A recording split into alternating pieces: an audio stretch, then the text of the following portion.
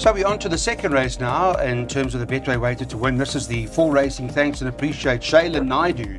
Shailen Naidu Racing, and it's over 1,000 meters. Shailen and his family have done a whole lot for racing. We really appreciate what they do for racing. So let's talk about, of course, his dad. I remember his father, Peter, very well. Smith & Wesson's the favourite here, Daryl. Number one in the card, trading at 9 to 5. It goes without saying this is one of your favourite horses.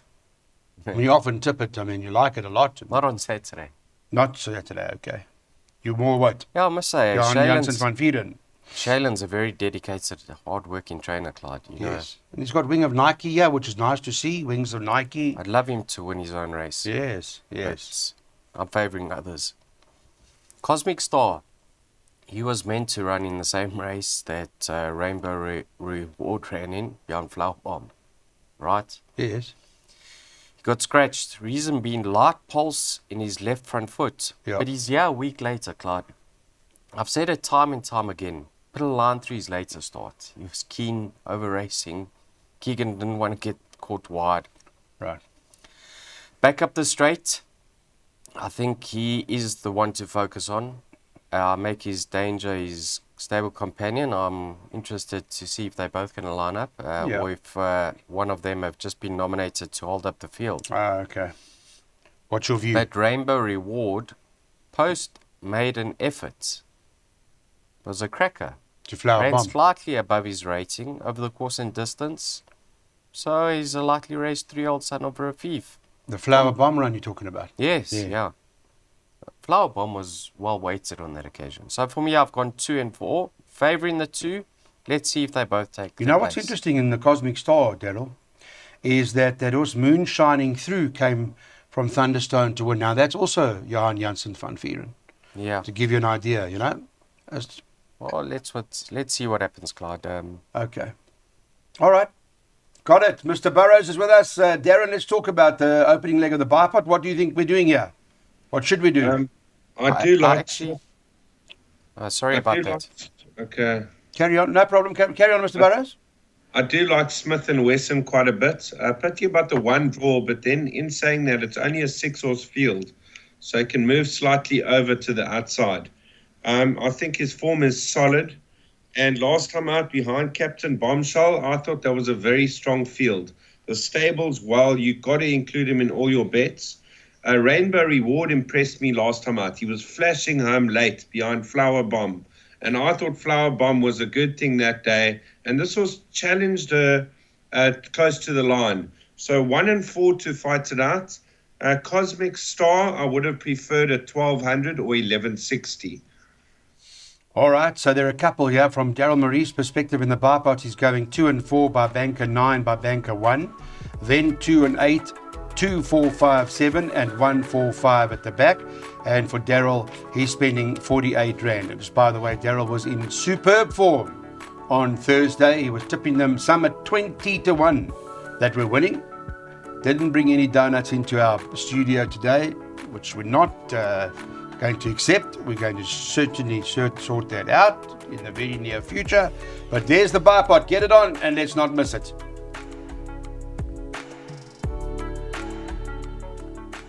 Okay, let's move on to race number 3 now. Talk about the race. And this is a maiden class field. It's over 1,000 meters.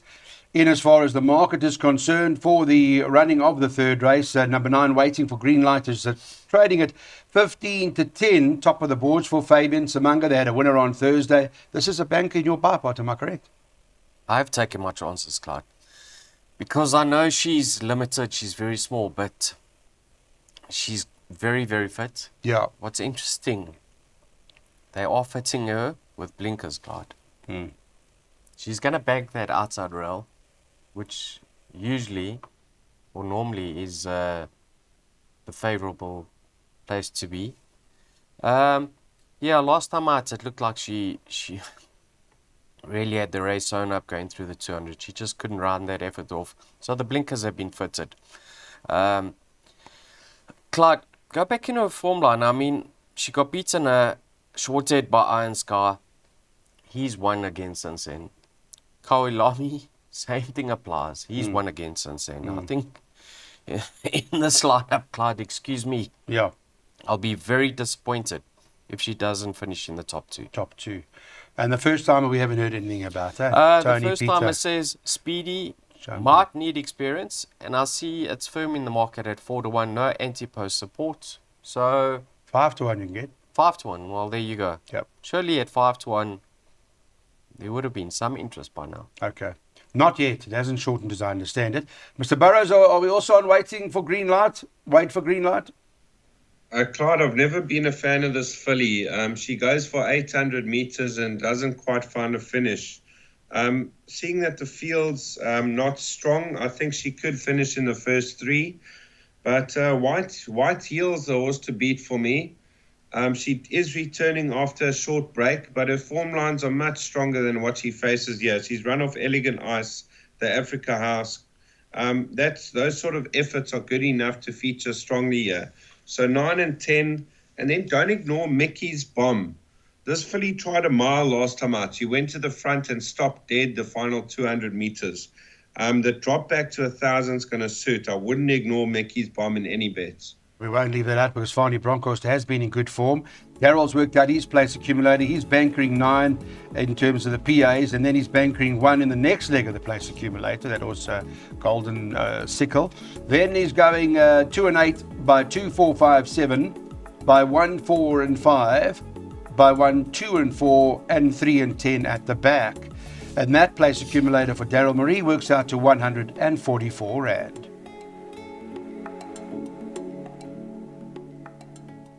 Handicap over the 1,000 metres. It's a fillies and mares handicap.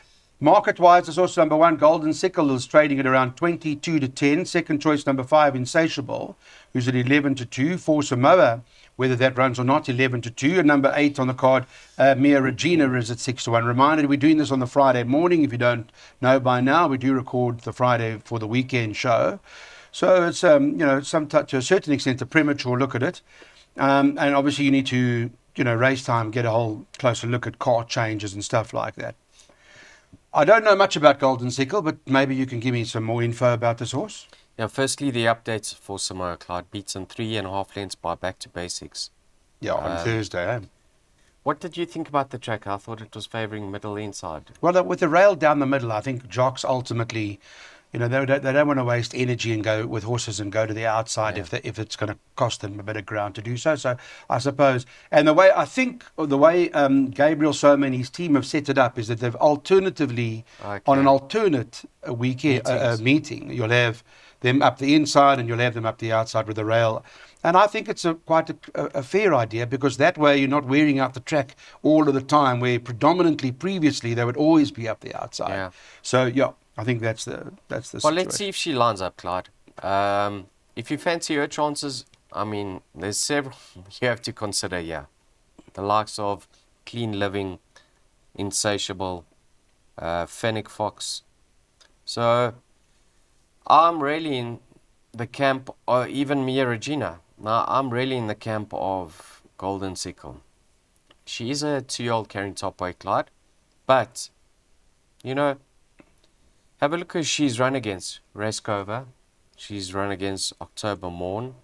Her 2 runs in the Eastern Cape, when she went there to raid for the Lady Slipper and the Dahlia Plate, were both meant to be races on the turf, and they were switched to the poly track. Oh, okay.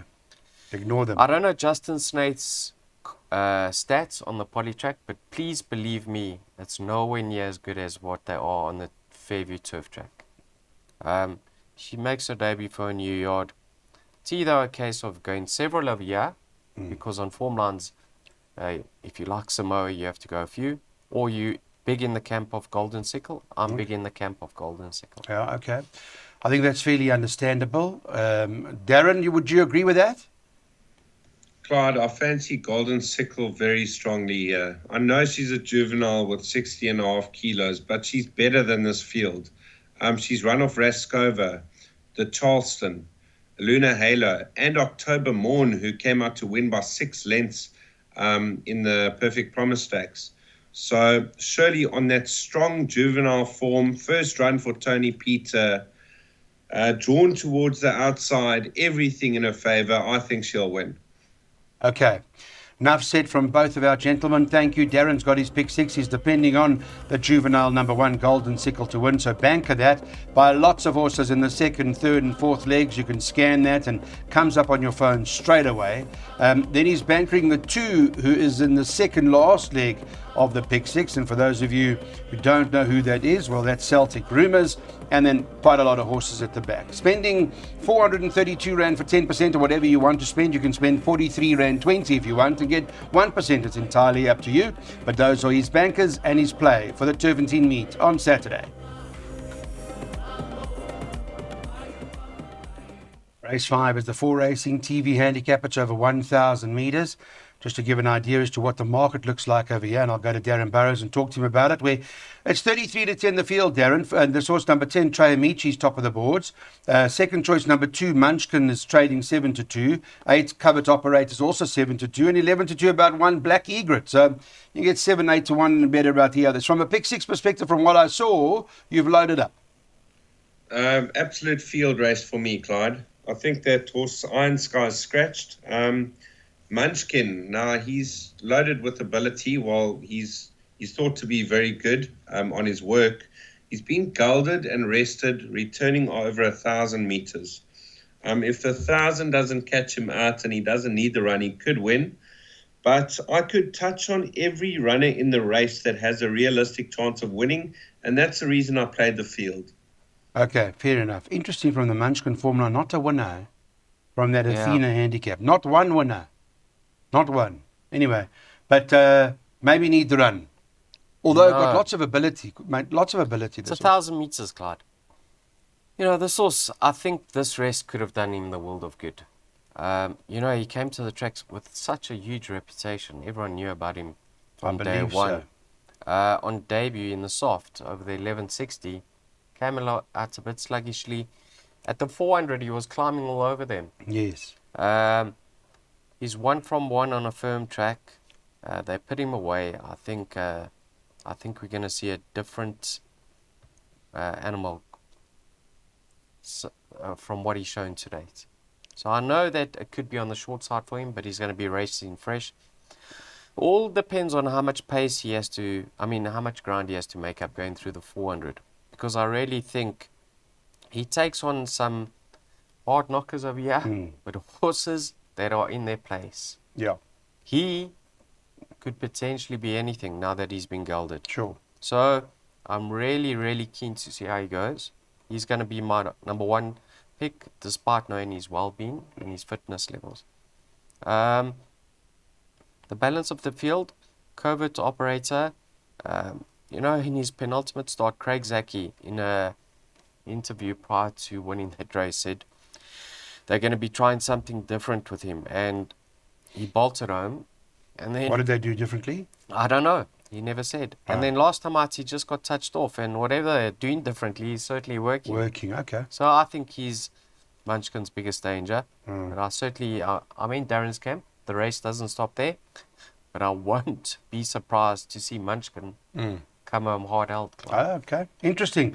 I think there may be a lot of improvement to come from this juvenile, King Rahul. I think he's still progressing and progressive, so I think watch out for him. All right, let's put up our play. What we're doing here, guys. Daryl's got his jackpots. He's going 2 and 8 by second leg 2, 4, 5, 7, by third leg 1, 4, 5, and then a whole lot of horses at the back of his jackpot, the 8th race on the card. 8th race, you'll notice Turffontein, he makes it quite open. It's a 240 Rand perm, and that's the play.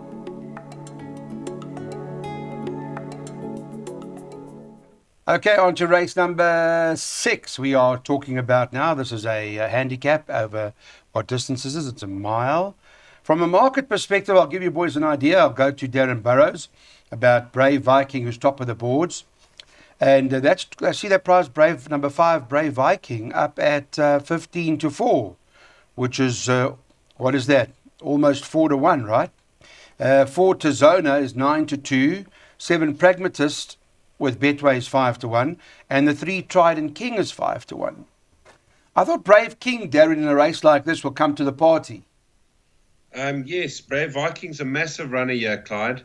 Last time out, he did have it his own way. They didn't go fast. He was in the box seat, had every chance, and he kicked at the right time. And he held off the challenge of number 7, Pragmatist. Now, Pragmatist is a kilo better off, and he was probably in need of that run. So it brings numbers 5 and 7 very close together once again. Now, Tizona, he's done nothing wrong in the high faults. Last time out, touched off by Spin Doctor over a mile, and the Peter stable can never be ignored. So I'm leaning towards Brave Viking, Pragmatist, and Tizona to fight it out.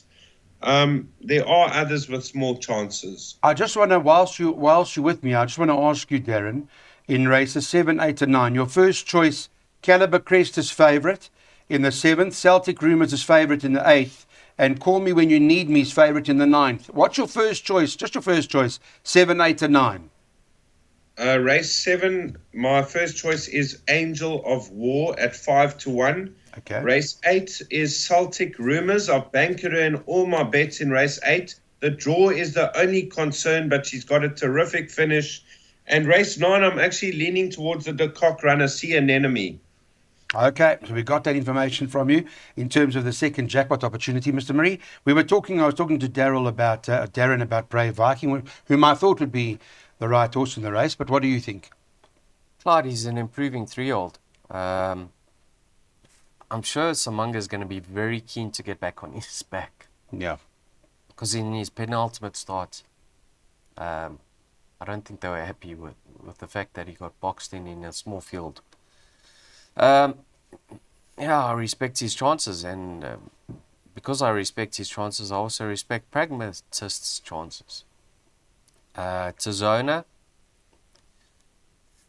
excuse me, Clyde quickens up beautifully. He's in a cracking form. But, this horse, Atticus Finch, interests me a lot of you, Clyde. Have a look at his form. You have a look at his form. You tipped Ali Gled on Thursday, the last one, Quasi's Lady. Have a look at his form. Now, in his second start, he beat who? I don't know. I'm going to have to open it. Central City. Central City, okay. In his third start, Clyde, have a look. He gave African Torrent 4.5 kilograms. Yes. In his fourth start, he gave Future Pearl 10 kilograms. Okay, so you found something here. And then he got put into the Guineas. And obviously that was from the probably, Guineas run. and that was probably his best run.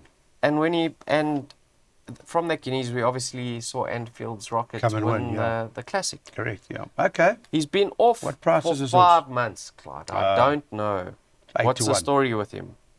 But I'm just saying. All right. He's very, very useful. Have you worked out a second jackpot for us? No, I didn't. Okay, but what do you like? Just a quick one. In the 7th race, first choice, Caliber Crest? I like the fact that he's drawn out wide, because I don't think if he's on the fence, they're going to cramp his stride, Clyde. He's got a beautiful stride. Watch how he goes down to the pens, because he is wearing blinkers for the first time. Okay. If he's relaxed going down, I think he'll be the right Will horse. Celtic Rumours win the 8th? Worried about the quick going, but she's got a beautiful turn of foot. Just the quick going, you'd like to be closer to the pace. But nice little roughie to include over there, Admire Me. Okay. And the last one, Call Me When You Need Me, See an Enemy. Yeah, Call Me When You Need Me, definitely my topic. The stables horses ran a bit flat on Thursday. But a lot's in her favour. But your first choice. All right. Well, that's the plan from Darryl's side in terms of the rest of the card for your jackpots. Darren's got a jackpot worked out for us, I think. So, yes, he has. 1, 2, 3, 4, 5, 6, 7, 8, 9. By 1, 2, 3, 4, 5, 6, 7, 8. By Banker the 2, he'll be hoping that Orshat gets home Celtic Rumours for Sean Terry. And the last leg, 2, 3, 4, 5, 6, and 10. That's the last jackpot of the Turffontein meeting.